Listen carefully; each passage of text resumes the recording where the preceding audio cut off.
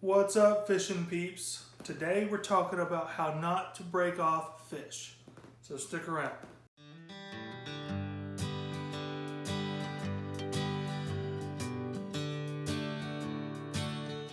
If you haven't already, please subscribe to my channel.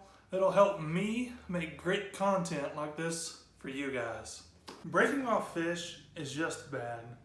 You wanted to catch that fish so badly, and I'm pretty sure that fish didn't want a hook left in its lip. So here are some ways to keep you from breaking fish off. Starting at your reel, you can start by breaking your drag. A lot of times when you first pick up your rod and reel, the drag will be stuck from sitting there for so long. So you want to just do the initial break of your drag, and then you want to adjust it.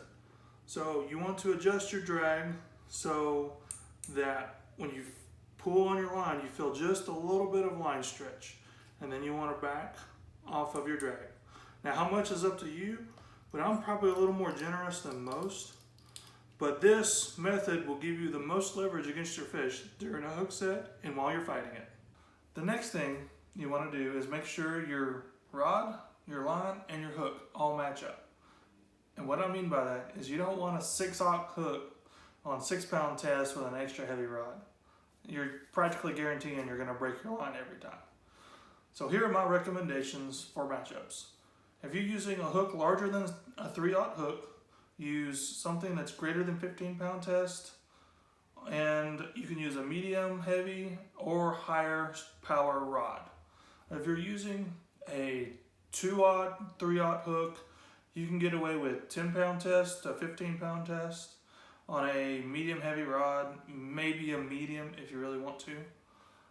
And if you want to use anything less than a 2/0 hook, you can use 6 to 10-pound test on a medium to medium light action rod, and you should be golden.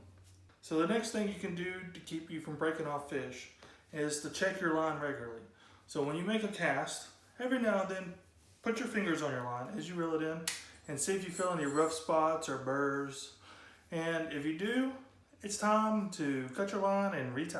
Another thing you can do to help keep you from breaking off fish is to check your rod guides.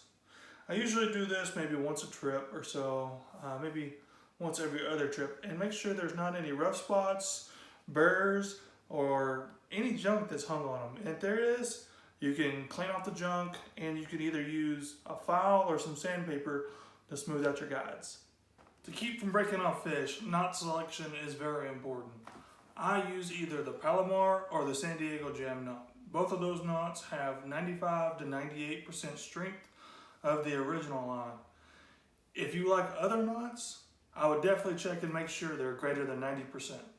And finally, rod and reel storage are important to line strength.